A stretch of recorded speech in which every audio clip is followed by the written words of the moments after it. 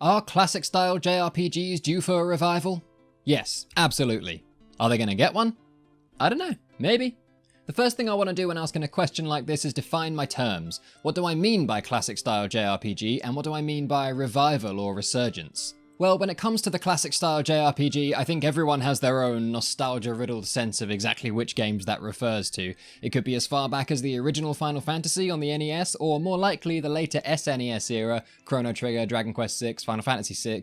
But for me, it's the PS1 era that takes it. Games like Suikoden, Wild Arms, Final Fantasy VII, and Vandal Hearts. Anyone remember Vandal Hearts? Those are the games I grew up with, so they are what spring to mind for me when talking about this genre, although I guess I'm really talking about any and all of the above. Now, what do I mean by revival? Because generally, JRPGs, even those with traditional turn-based combat, haven't really gone anywhere. There's always a new Shin Megami Tensei / Persona game in development, not to mention remakes of classics from one of the aforementioned golden ages.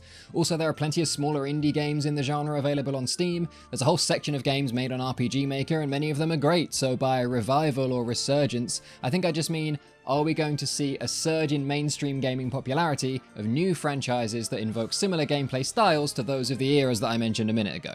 While smaller indie games and remakes of classics are great for servicing the desires of existing die-hard fans of the genre, I don't think they're ever going to bring about the JRPG renaissance, and games like Persona 5, while I'm sure they're great, I've played it a little bit, seems cool, even has the turn-based combat, I don't think it can really be called a classic-style JRPG. It's a modern JRPG with lots of very modern bells and whistles. But then why does that make a difference? If the core gameplay mechanics are similar, why does it not touch me in my special RPG-Jesus place like those games did back in the days when the summers were longer and the grass was greener?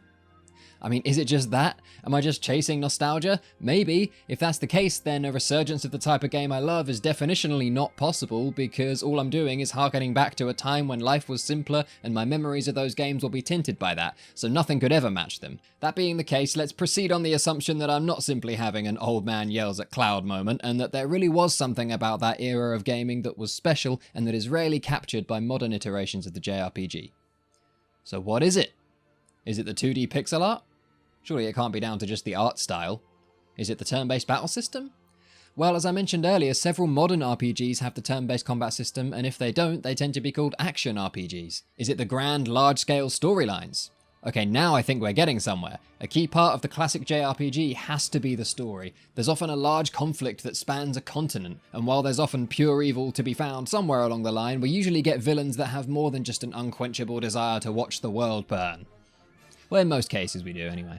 The scope of the stories in these games was often comparable to that of an epic fantasy novel, but one where you play as the main character and the specific actions you take along the way are up to you. But wait, large stories with three-dimensional characters are not unique to this genre either. It's a combination of all of these elements that made games from those classic eras special. They add up to something greater than the sum of their parts. So back to the question, is this style of game due for a revival? Well, let's see.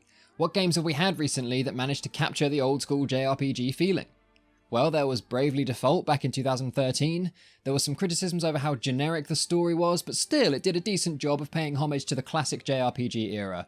This was from major AAA developer publisher Square Enix, who also, a few years later, 2018 on the Switch, 2019 on the PC, gave us Octopath Traveler.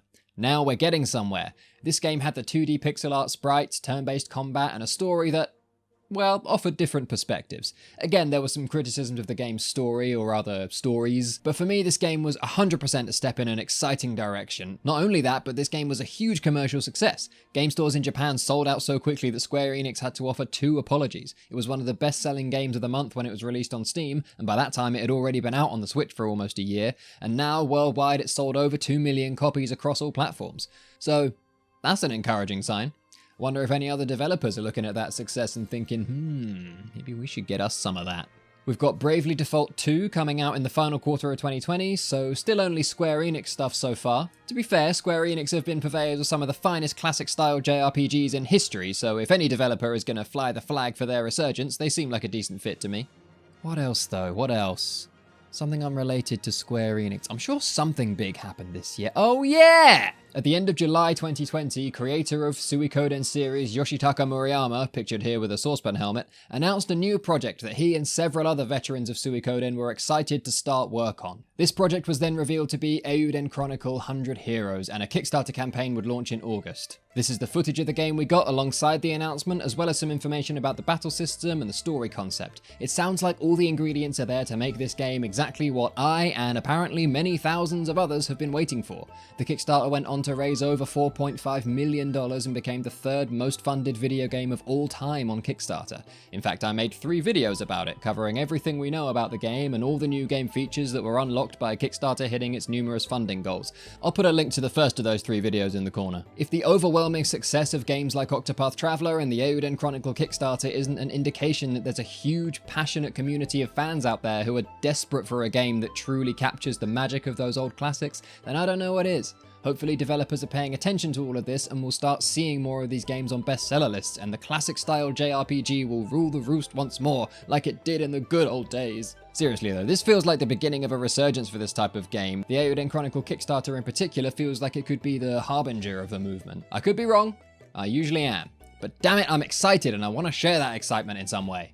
So what do you think? Are we going to see more of these classic style JRPGs in the coming years, or am I just chasing dreams all high off nostalgia? Well, either way, if you're here, I assume you're a fan of the classic style JRPG like I am, in which case you might enjoy coming to hang out on my Twitch channel.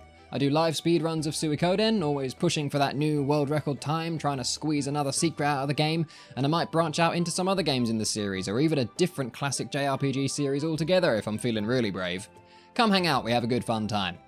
That's it from me then. I think there's a button underneath the video somewhere you can click if you want to be notified when I upload new videos. All sounds a bit technical to me, but I'm sure you'll figure it out. Until next time then. Cheers.